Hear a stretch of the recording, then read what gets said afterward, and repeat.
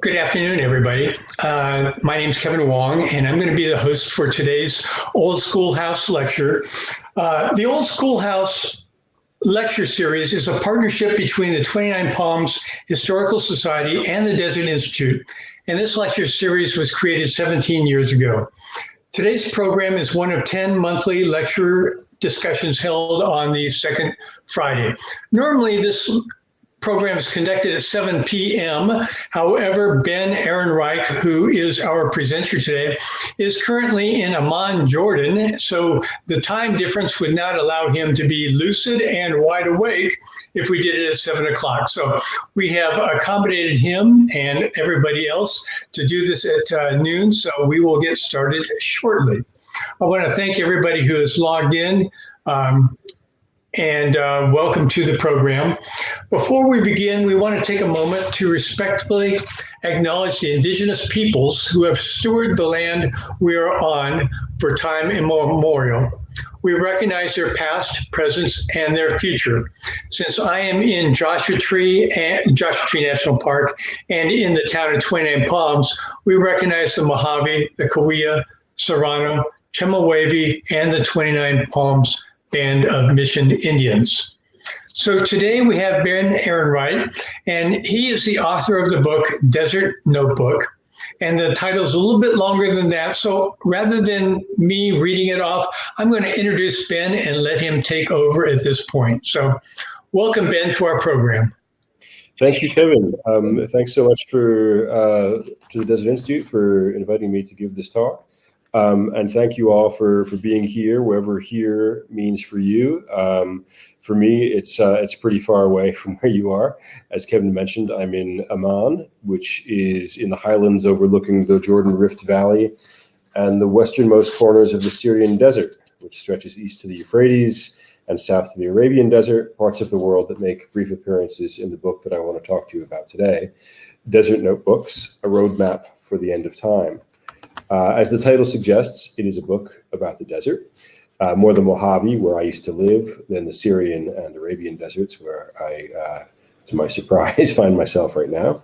But it is also, as the subtitle suggests, about time and about the end of time and the shapes time takes and why we experience it the way we do. So it's perhaps fitting that it is nighttime here. It's about 10 p.m. where I am, and midday there. And thank you for taking this space out of the middle of your workday there. But Desert Notebooks is also a book about writing and what value writing might have in a world that often seems to be falling apart.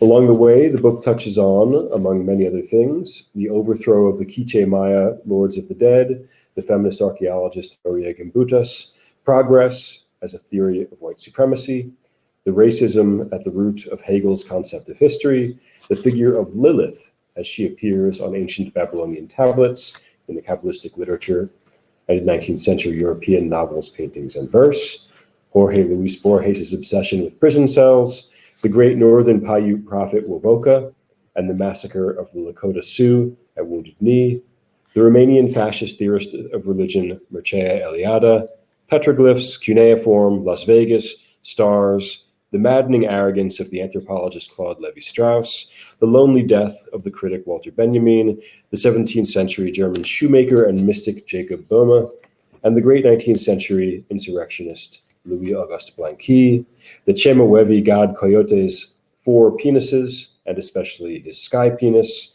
which was so big that he was able to dress it in the skin of an old woman, and finally, many, many owls.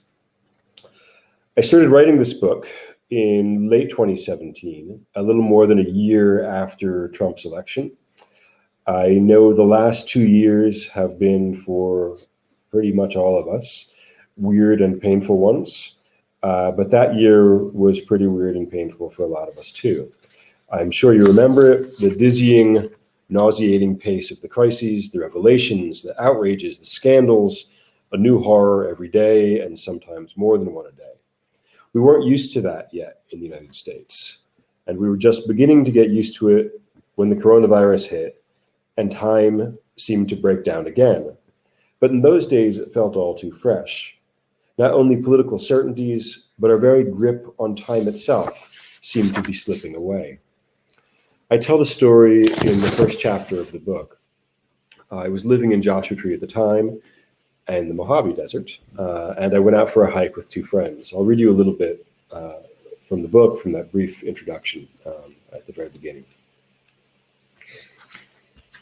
The summer had passed, the monsoons had poured down in September, and though no rain had fallen since, the senna and brittle bush were still in bloom, smearing the sides of the wash a brilliant yellow. I don't remember what we were talking about. Maybe Steve Bannon, or the Lost Hikers, or Roy Moore banned from the mall, or the elusive scent of the desert willows that thicketed the floor of the wash, when Kay, walking ahead of A, and me stopped. She pronounced a single word: owls. They took to the air in a sudden, rustling burst, and then they were silent. I barely glimpsed the first one, a flash of wide, white wings as it glided by above us, too big a thing to be so quiet. It soared off in a broad arc and disappeared behind a hill to the west. The second one, though, passed low enough that for an instant I could see its flat, tawny face, the mottled white and brown plumage of its belly, those bright, alien eyes. It circled once and flew out of sight to the east. Eventually, we breathed. With all their circling and swooping, Kay thought maybe there had been three of them, but I was fairly sure there were just two. We kept walking, the wash narrowing as we went until we had to scramble over boulders to proceed. We turned a bend. The owls were there, perched on a rock. They saw us first and flew off up the canyon. Again, they separated, one arcing right, the other left. We kept walking. We thought that was it and picked up the conversation again. I know at some point we talked about Lebanon and Saudi Arabia, Saad Hariri's strange flight to Riyadh, Jared Kushner's visit the week before. All of that had filled me with a panic that lasted for days, the contours of the next global conflict revealing themselves, requiring only the smallest flame. Who would play the role of the Archduke this time? And who would kill him? Kay stopped again. The owls had roosted in the rocks ahead of us, as if they were waiting for us there. They flew off again, and we watched in silence. So it went. We scrambled on, following the canyon as it twisted left or right, expecting to see the owls at every bend. Every 100 yards or so, we caught up with them, and everything we'd been saying felt suddenly impertinent, and we fell silent until they flew off, and then walked on until we caught up with them again. We talked more quietly now, still surveying the crises of the day, pausing to admire a paper bag bush in unlikely late autumn bloom, or a particularly bold and healthy cholla. And then the owls shut us up again. We saw them 5 times in all, maybe 6, before they soared off into some more distant canyon and disappeared for good. I knew that we'd been annoying them, that they were only trying to avoid us. And it's foolish, I know, but this is what humans do. We turn the world into a story and put ourselves at the center of the plot.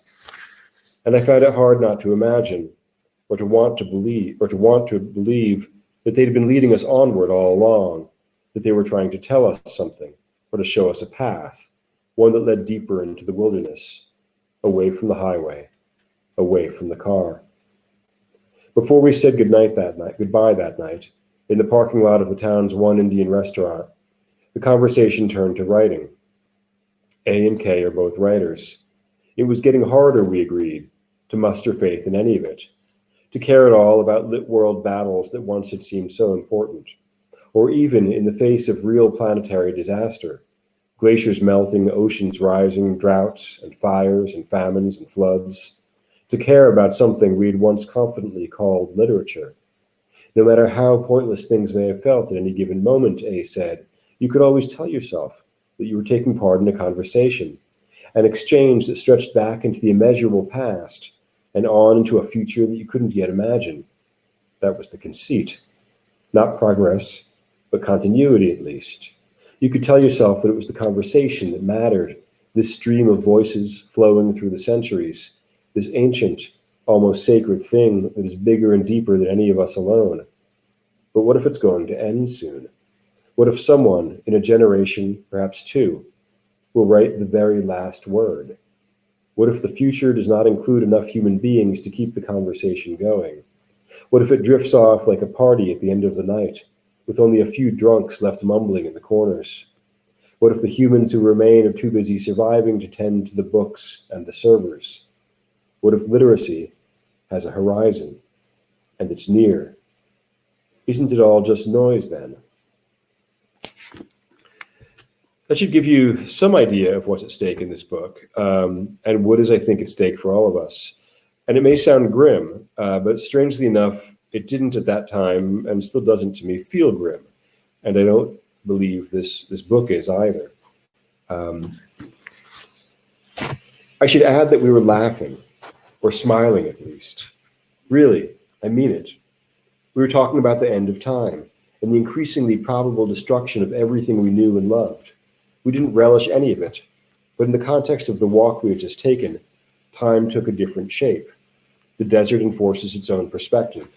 It shrinks you and puts eternity in the foreground.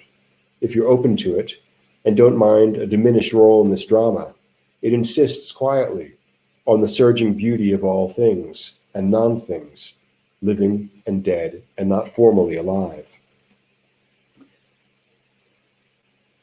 And then something even stranger happened. I drove home feeling this almost ecstatic sense of gratitude, though I didn't know what I felt so goonily thankful for. I went to bed, I woke up, I worked on whatever it was that I was working on at the time. I don't remember. And a week or two later, I remembered that walk that I took with these two friends, and I sat down to write about it, more or less as a journal entry, just to make sure that I didn't forget it. I basically kept writing for the next 12 months. That's an exaggeration, but only barely. I'd been working on a novel at the time, which I intended to get back to that day, and I still have not returned to it. Instead, I wrote what became this book, Desert Notebooks. The process of writing it was also, at every step along the way, a process of reading and of writing as I read. The owls sent me to the Quiche Maya text, The Popol Vuh, in which owls play a role, then to Jorge Luis Borges, the Argentine writer, and to philosophers like Hegel and Walter Benjamin, to Ovid and the Greek myths, and also to the stories told by the people of the Mojave, the Chemehuevi, the Serrano, the Mojave, the Odom.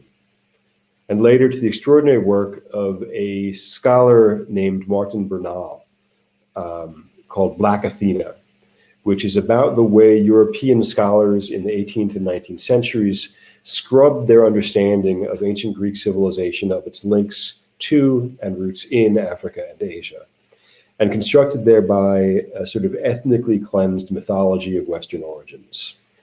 And when people talk these days about Western civilization and about white Americans as inheritors of the glories of Western civilization, as Trump and his disciples have tended to, it is precisely that ethnically cleansed and entirely fictional mythology that they are referring to. And we can talk about this in more detail, if you like, during the Q&A. But my investigations about time, I began to understand, were about not just this experiential sense that time was breaking down, but about understanding the roots of that mythology. My investigations were about a politics of time, about how time functioned, and functions still, as an ideological instrument, because I realized that time had history too. It existed within time, and the factors that shape our perception of time, which are essentially the rise of capitalism and of theories and structures of racial hierarchy and white supremacy, are the very same factors that are driving the multiple crises that are now spiraling around us, distorting our sense of time, pushing everything towards collapse, towards something that looked a lot like, the end of time. But of course, time doesn't end. And if this sounds too abstract, I'll read to you a little more from a later section of the book.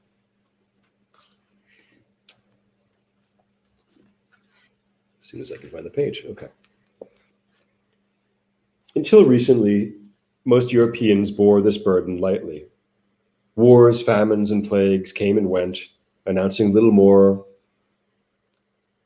but more war or some fresh pestilence.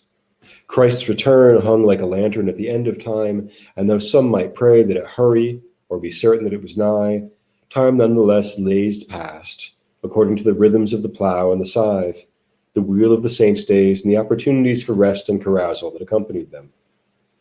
For all but a minuscule literate elite, the years passed without number. Churches did not trouble to record the years of births, baptisms, and marriages until the 16th century. Common people's lives were ruled by neither days nor hours. The church bells would ring for matins and vespers, but no further demarcation of the time was necessary or even possible. Mechanical clocks only began to appear on church towers in the 14th century, and then only in cities and in large towns. For the next 400 years, it would have made little sense to slice an hour into smaller bits. Most clocks did not even have minute hands. If the need arose, time could be subdivided into commonly understood and distinctly human-sized quantities. The time it takes to mow a field of grain, say, or to recite an Our Father, or to urinate. An interval known as a pissing while made it into Shakespeare's Two Gentlemen of Verona, as in, he had not been there, bless the mark, a pissing while, but all the chamber smelt him. Over the course of the 17th century, more accurate clocks began to proliferate, and eventually to migrate from town squares and cathedral belfries into the drawing rooms of the gentry. In another 50 years, technology, specifically the development of the balance spring and regulator, allowed clocks to miniaturize without any sacrifice in accuracy, and to take refuge in the pockets of an emerging class of merchants and manufacturers. In 1687, 10 years after the invention of the balance spring, Isaac Newton elevated time in extraordinary fashion, defining it as an absolute and independent force that progressed at a consistent rate regardless of who was perceiving it, or if it were perceived at all. Even if the universe were entirely empty, time would tick on, echoing through the void like God's very pulse. And why not? Any mortals with sufficient income to spare could by then carry time around with them, trapping it in a compact silver case, embossed perhaps with golden stars. Whether its owner was awake or asleep, alive or dead, it would tick and tock for eternity, unless they neglected to wind it.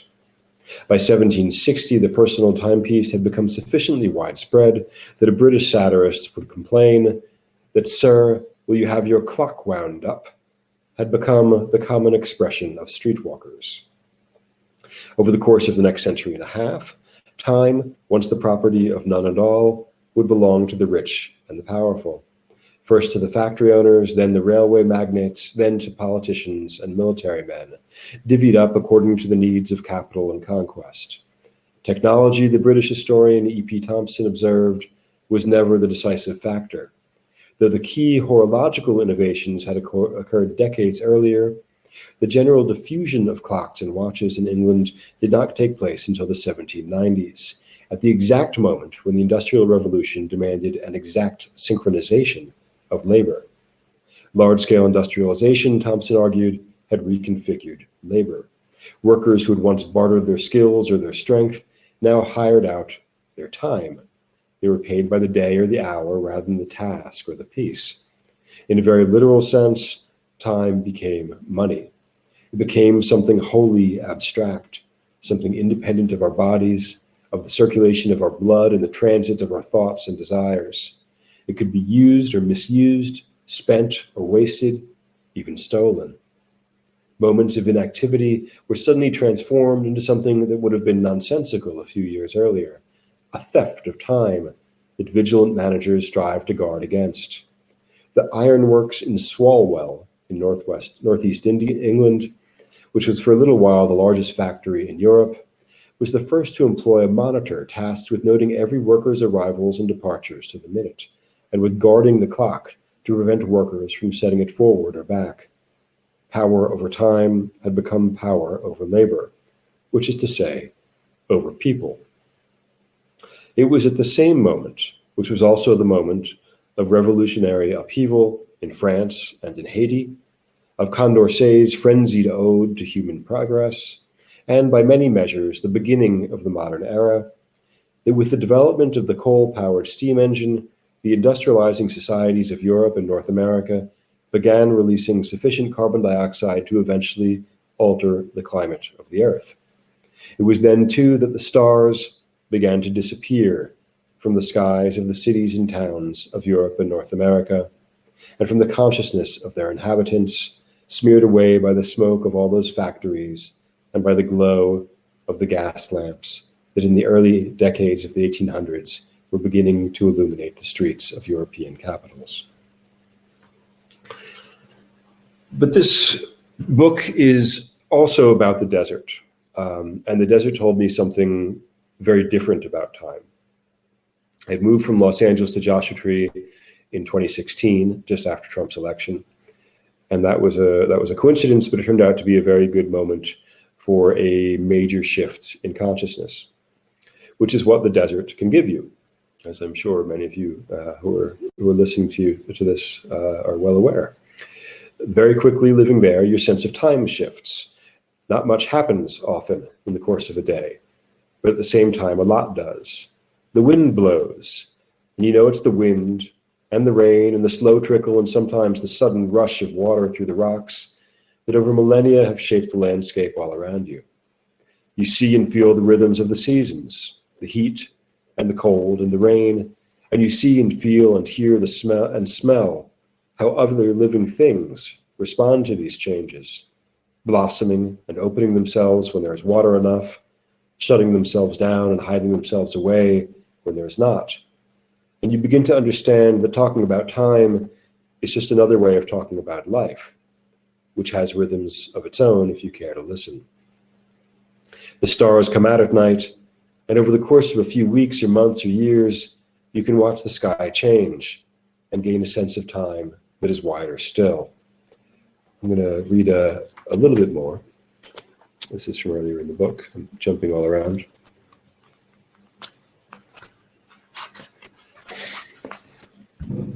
Not everyone likes the desert.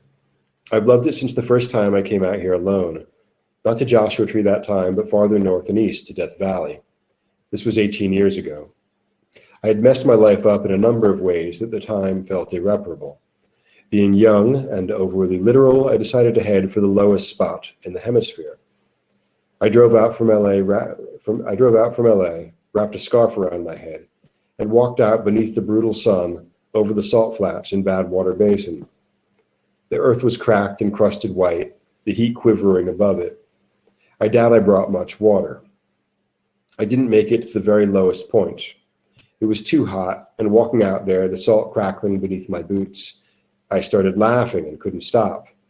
Mainly at myself, but at everything else too. The misery, the sense of failure that had sat on my shoulders for months just lifted off, pulverized by pure absurdity. I remember finding insects that had died there and been encrusted with white crystals of salt, little jeweled crickets. I put a couple in my pocket and didn't feel bad about turning around. I stayed in Death Valley for a day or two longer and can't remember ever feeling so free. Later, my ex and I would rent a cabin in Joshua Tree for a month or two each year and come out to write. She'd lived there before, and she teased me at first. City boy, you'll be running back before a week is up. It turned out, though, that the solitude and silence suited me, and the clarity of the light. Sometimes I came alone for weeks at a time. I didn't even want to drive into town to buy groceries. When work forced me home to Los Angeles, and really I loved LA, I raced back to the desert as soon as I was done. The moment I got off the interstate and headed up the grade and over the mountains, I would roll down the windows, sniff the air like a dog, and feel the tension sliding from my spine. I grew up in the New York suburbs, and my people are originally from cloudy, low-skied lands, Scotland, Ireland, Poland, Ukraine, but I had never been anywhere where I felt so immediately at home. Some people have the opposite response. My godmother and her partner came down to visit once from San Francisco. Her partner, who was probably 60 at the time, was overcome with joy the first time we took him into the park. He turned into a little boy, scrambling over boulders, his eyes enormous, his face transformed.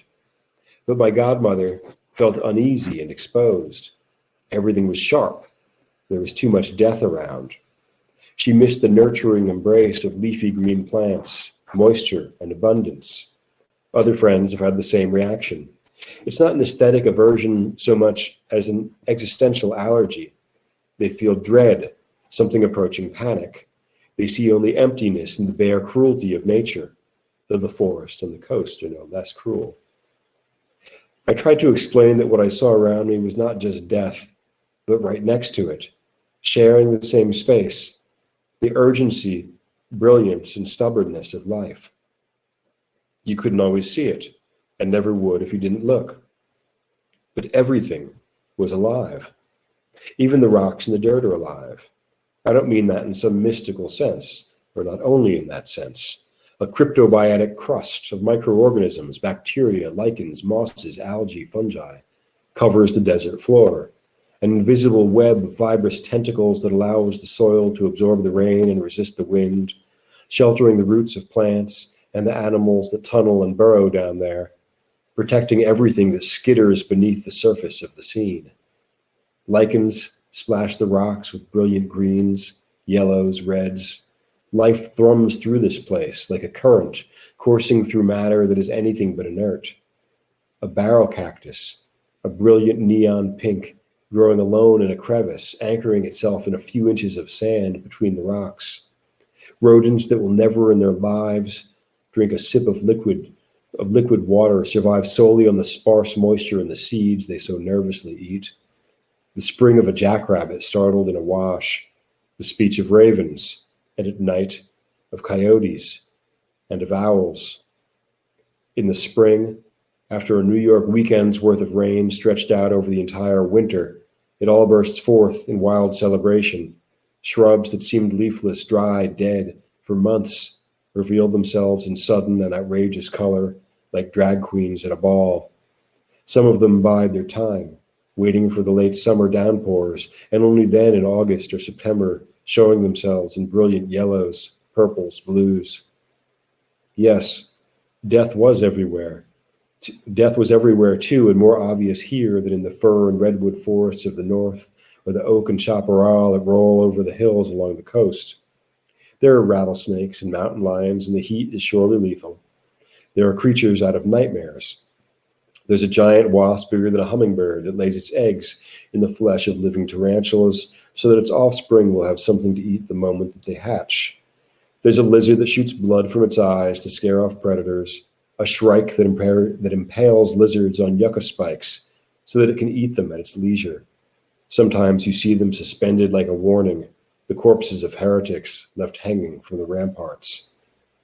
You can't avoid the cruelty, though that's the wrong word because it's nothing so intentional. Your consciousness is not central to this drama. No one's is. That may be the real source of horror here, and of liberation.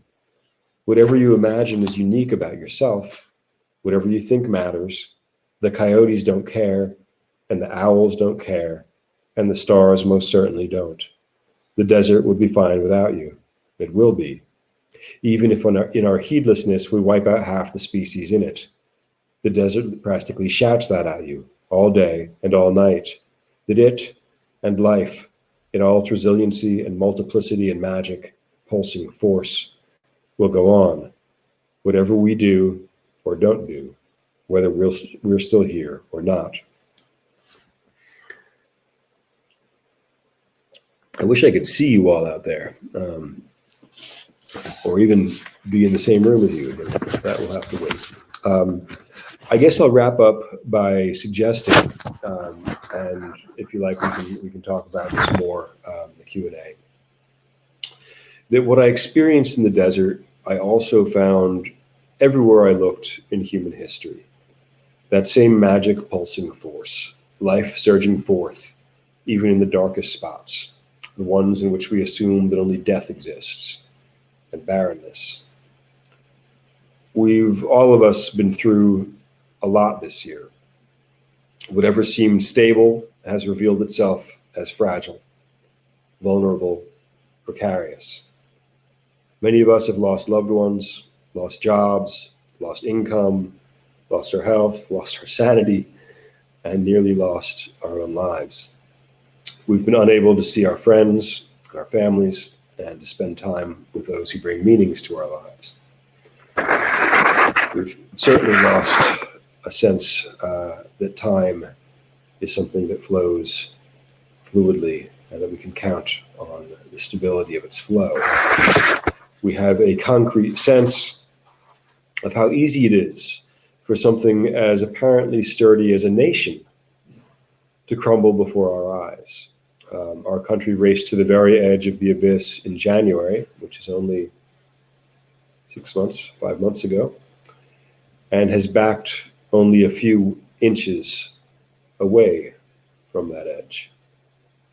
From this vantage point, from the precipice on which we sit today, contemplating the latest COVID variants burning their way through the populations of large parts of the planet, the latest extinction news, the latest in police murders, the rising temperatures of the Arctic, the fire season that is about to begin, the rising strength of fascists in our country and around the world.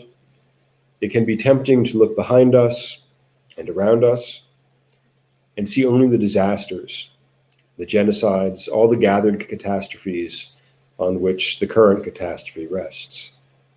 The great German Jewish critic and scholar Walter Benjamin famously described the angel of history as being propelled backwards blindly into the future, still facing the past. Where we perceive a chain of events, he sees one single catastrophe which keeps piling wreckage and hurls it in front of his feet. History is that, but I think Benjamin also knew that it is not just that.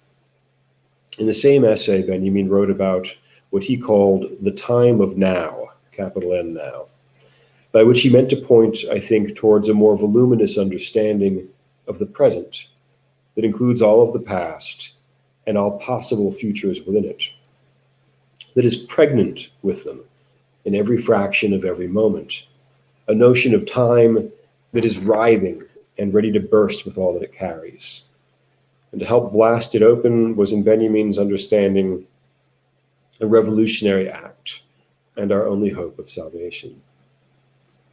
This was not for Benjamin, and it is not for me, a philosophical or religious task, one that can be completed alone through contemplation or meditation or self-care. It is and must be a political act, a collective act, one that we perform together. I've been thinking a lot these last few years about all the ways that the past seems to be breaking through into the present. The permafrost melting and revealing the bones of creatures long extinct, drought revealing ancient ruins in Iraq and Spain and the UK, Nazis and all the other buried ghosts of history on the march again. The past makes demands with the same breath that the future does. It always has, but too many of us ignored them for too long. We can't anymore. I don't believe this is anything to be frightened of. I believe we have arrived at a reckoning. Whatever reprieve we are now enjoying from the worst ravages of the virus and from the political violence that so recently threatened to engulf us is most certainly temporary. I hope this book helps to clarify what is at stake for all of us and points us towards the strength and love that we will need to proceed. Thank you very much. I hope you do.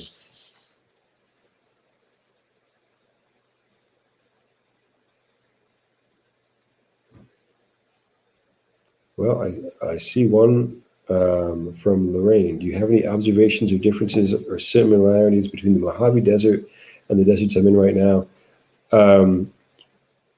Well, and I've spent most of it indoors because I'm here looking after my 16-month-old daughter while my wife is working here. And it's too hot for a toddler after about 10 a.m. here. So we've been stuck in the apartment a lot. So I wish I could say I'd seen a lot more. I have spent time in this region quite a bit over the last few years. I lived in the West Bank, and the southern part of the West Bank is southern eastern part of the West Bank are also desert. And geographically, they're quite different. But I think there is a similar, I think when I was there studying the politics of the region, and more attentive to that than to I think not just attentive to that, but sort of frenzied with that because of the chaotic nature of life in the West Bank, that I didn't have a lot of time to spend studying the desert in the same way that I did when I was living in Joshua Tree. But absolutely, I think there's at the same time both a harshness and a vibrancy, and a sense of life really stubbornly coming through under difficult circumstances. I guess you could say that about the political circumstances here too.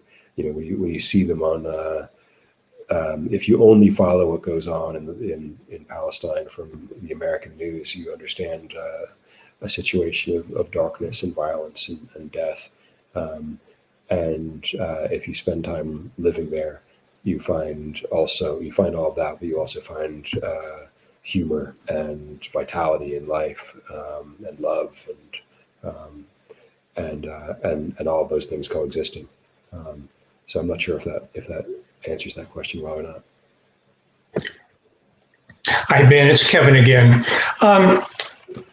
Tell me about your affinity to the deserts and perhaps to the unique peoples of the deserts, both past and present.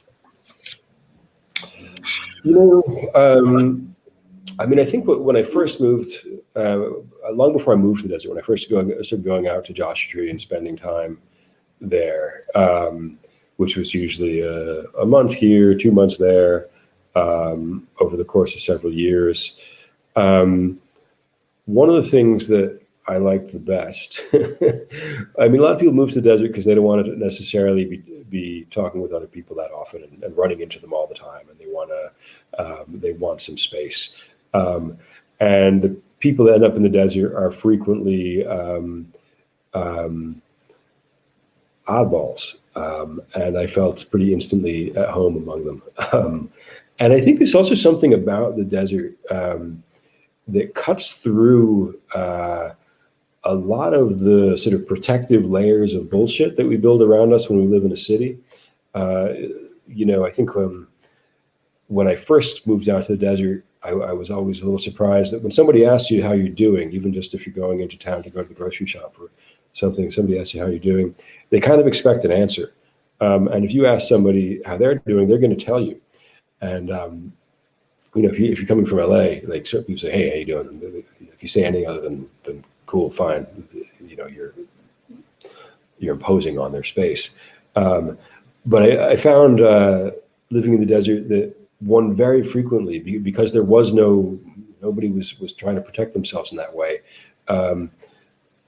You frequently had these really like profound and intimate conversations with almost total strangers. On an absolutely regular basis, and I really, really like that. I miss it, not living there anymore.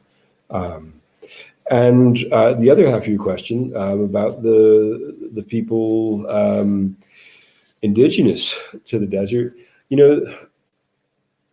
I didn't know much, like I think a lot of white folks who live in the desert, about those histories until after I'd lived there for some time. Not only about the histories, but about the people who still live there.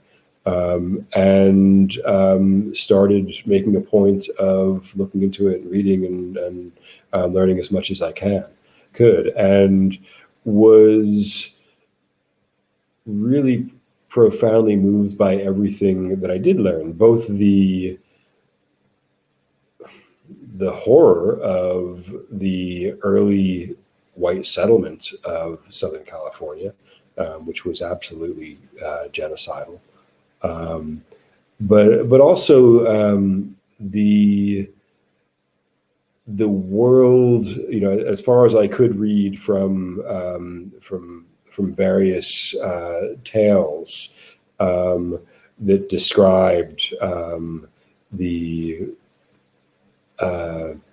world of the desert as it was seen in Chemehuevi and Serrano Eyes, was a place that was absolutely brimming with life.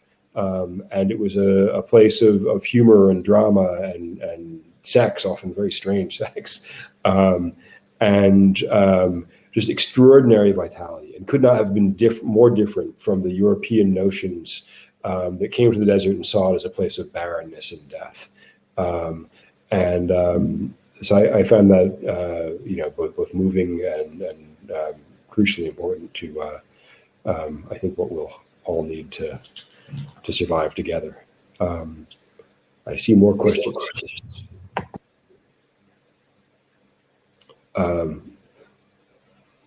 Kevin, should I just go ahead and read this? Yes, go ahead. Okay, so it says, I was wondering if you could talk about the desert as a unique place to stumble upon, experience a different kind of sacred than what is offered in Western culture. How can this help us break out of hegemonic ideas of time and supremacy, etc.? It's a good question, and it's an interesting one. The notions of the sacred, of course, that come to us from Europe come from the big three monotheistic religions, which are all originally religions of desert peoples. Jews and Muslims and Christians. These were all religions that came out of the region that I'm currently in. When Jesus went out into the wilderness, he went to the desert. He wasn't going into the woods. He was going into the desert, probably the area now overlooking the Dead Sea, which is an extremely harsh environment. But somehow, I think, well, let me put it this way. So I think the problem is not some division between the West and the rest of the world, because I think within all of what we think of as the Western traditions, whether it's Christian, Muslim, or Jewish, there are both extremely narrow notions of the sacred, which confine divinity to a book, to a hierarchy, to a set of authorities, to a way of following certain rules, to a belief in that certain things are pure and other things are impure, et cetera, et cetera. But there are also, in all of those traditions, I think, strands that find divinity in everything, and that find all of creation, whether it's humans or plants or animals, or the mineral earth, to be overflowing with divinity, and that locate the sacredness in everything. What happened, I think, and I think when we're talking about the West, this is what we're often talking about, is beginning in the mid-18th century, these strands in Western Europe were completely marginalized. That the strands which had allowed for a more a roomier notion of the divine were really pushed to the edge during and after the Enlightenment. And this was also, I think, very much a racial move. And I talk about this in the book in some depth, that with the growth of the ideology of progress, because progress, which I think is still for a lot of us the dominant way in which we think about time and history and about our own place in the world. And it's a notion that, of course, that things are getting better, right? That things are attaining some level of perfection, and the things in the past were not as good, that humans were less civilized. We are becoming more rational, et cetera, et cetera. We're developing technologies which allow us to live better, et cetera, et cetera. But always this way of thinking imagined the past as a place. The past wasn't just a place in time, it was a geographical place. And the first Enlightenment thinkers to start articulating this notion of progress were very clear about where that place was. It was Africa, and it was in the Americas, meaning the native peoples of the Americas. That those people The indigenous people of the Americas and Africans were in the past. They were savages. And the future was located in Europe and later in North America. So this ideology has always had this racial component to it. And I'm going to get back to this question eventually. And one of the things that happened along with this was an understanding that those so-called savage people, one of the defining traits of savage people was that they had more than one God. Not only did they have more than one God, but they thought God was in everything. They were so-called animists, right? They believed that trees had spirits, that animals had spirits, et cetera, et cetera. So the notion of a broad kind of divinity that was located in the earth itself, in rocks, in brooks, in springs, in animals, et cetera, became specifically associated with backward savage people, right? And this, I think, helped give Europeans an excuse to commit the genocides that they have committed on the North American and South American continents, as well as in Africa. But I think it also fully marginalized a way of relating to the earth and a way of relating to other species. And that, of course, this fits very well with a kind of capitalism that wants to imagine everything on the planet being completely inert until it can be transformed into money somehow, right? I mean, the desert is dead until you can turn it into phosphates, until you can turn it into gold, until you can turn it into whatever you happen to be mining from it. Nothing matters but its transformation into abstract cash. And so this is, I think, what I'm losing track here a little bit because it's getting late here. But this is, I think, what I was trying to trace in this book. In the end, it's impossible to talk about time in the abstract. If you start looking deeply enough, you end up looking at the very circumstances that shape our world and that have contributed to the crises which are now spinning around us. Well, thank you, Ben, for the wonderful discussion. Your words, your philosophies, and your imagery has been great. I've just been totally absorbed into this presentation, and I'm probably going to be spending a lot of time thinking about what you've discussed, proposed, and I hope that we have a very optimistic future, despite the title. And I am an optimist at heart. So once again, thank you very much. I know it's a late evening, and congratulations to yourself and to your wife for your young baby. That in itself is a great point of optimism. So absolutely. Congratulations. The next Old Schoolhouse lecture will be on Friday, July the 9th at 7 p.m. Robin Cabali will be giving her presentation called The Desert Underground. We had technological issues last month where we were not able to run this program, so we will run it again on a different platform, and I'm sure that it will run smoothly. So once again, Ben, thank you very much, and thank you to our audience, and we'll look forward to seeing you again in a month. With that, I'm going to sign off. Good night. Thanks so much, everyone.